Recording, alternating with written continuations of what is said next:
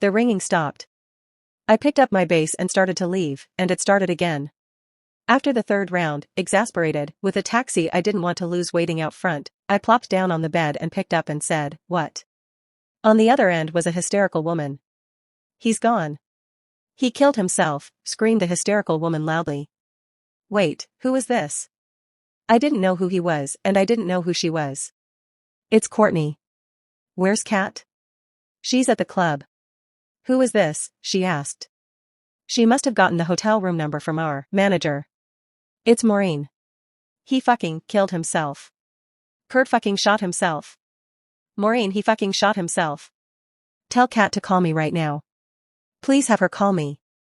She was sobbing hysterically and said the same thing 7 different ways as though neither of us could believe what she was saying and we were trying to get the lines right. That's okay, this was not a message I wanted to get wrong. I told her I was heading back to the club now and would have Kat call immediately. Presumably, she went on to the next shocked recipient of a call from Courtney Love on the day Kurt Cobain's body was found in his seat home with a gunshot wound to the head, a shotgun at his side. I thought I should call the club. I didn't even have the itinerary with me, let alone my purse. The taxi was waiting. I don't know how the fuck we toured without cell phones and GPS, but we did. Whatever number I got out of the phone book was going to be an automated message about upcoming shows and how to buy tickets. I wasn't going to get a person. But this news could not be told over the phone. Especially to this crowd. Lori, Kat and 7-year bitch was from Seattle, they'd known Kurt before. And Michael. He and Kurt were just about to do a music project together. Kurt had wanted to try something different. I would have to tell them in person. But I had to talk to someone. It was just too overwhelming to process. I told the cab to keep the meter running and that my road manager would tip him well. I didn't know who else to call, so I called Steve Albini, who had recorded Nirvana's last album, In Utero. I'd been sort of seeing Steve here and there at the time. He was in the studio with the Touch and Go band, Mule, recording. Steve picked up the phone. He already knew. At first, he thought I was another rock journalist looking for a statement from the person who recorded what was now Nirvana's last album. You could tell he was shocked by it, and that it was a personal loss. They had spent some intense time together in Minnesota, working on it at Pachyderm Studios. But I knew I had to go back to the club, and sound check didn't seem to matter anymore. Now, I had to tell everyone this horrible news. I walked in the back of the club through the open stage door, and stood on the stage just taking in the happy scene that I knew was going to be destroyed in seconds.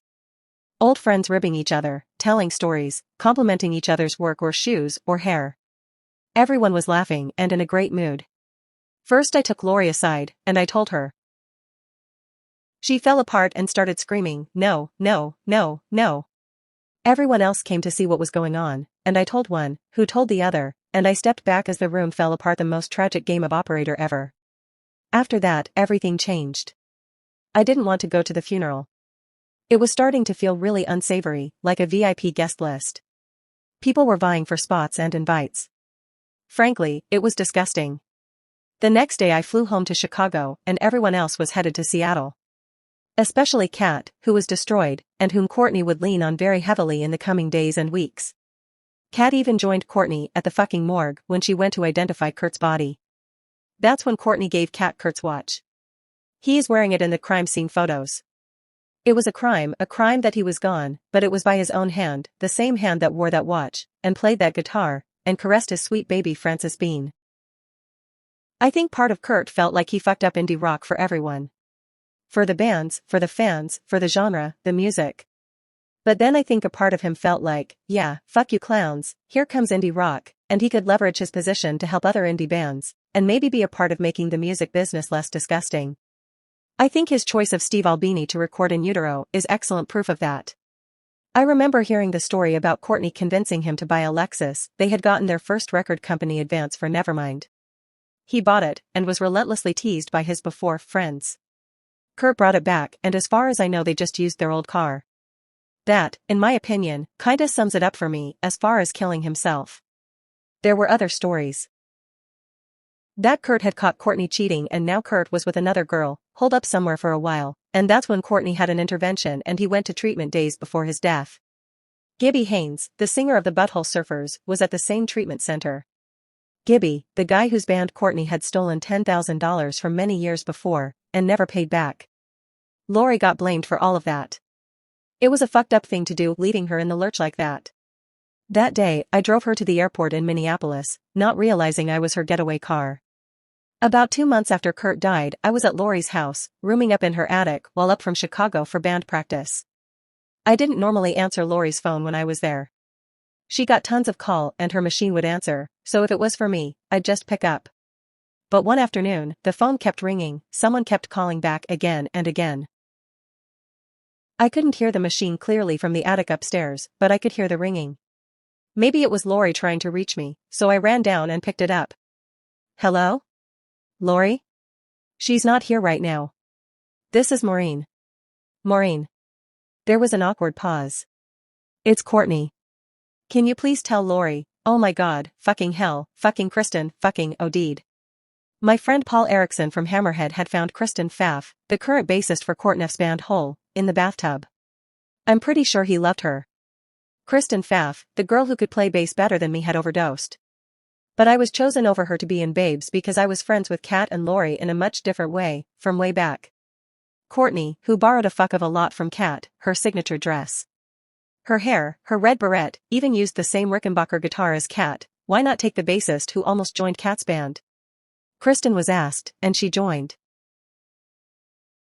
The last time I talked to Kristen, she took me aside at a show at 7th Street Entry to get my advice on whether or not she should get paid per show and album, or sign on to the record deal and take royalties.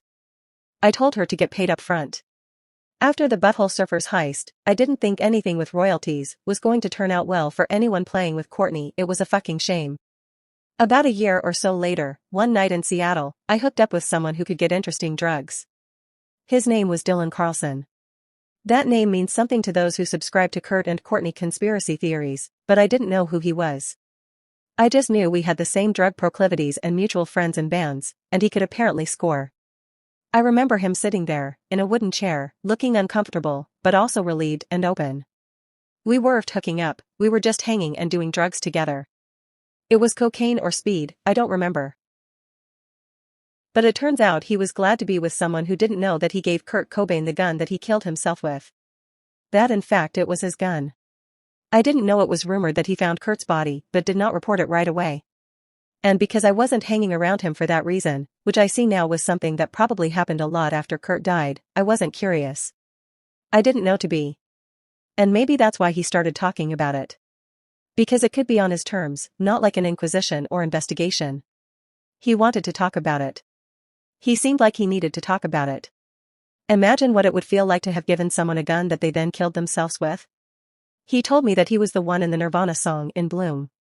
He's the one who likes all our pretty songs, and he likes to sing along and he likes to shoot his gun, but he don't know what it means. He couldn't believe I didn't know that. As if he hadn't been around anyone who didn't know that for eons. You could tell he was happy about it, but also tortured, what with the gun part. I didn't know what was public and what was not. He said that he and Courtney found Kurt's body before the police did, but they didn't know what to do, so they waited. I nodded, understanding. There was no foul play, and I didn't suspect any. Frankly, if I was a drug addict who had just given my gun to someone who then blew their head off with it, I would wait till someone else discovered the body, too. Especially if they were a world-famous rock star. I'd know I didn't do it.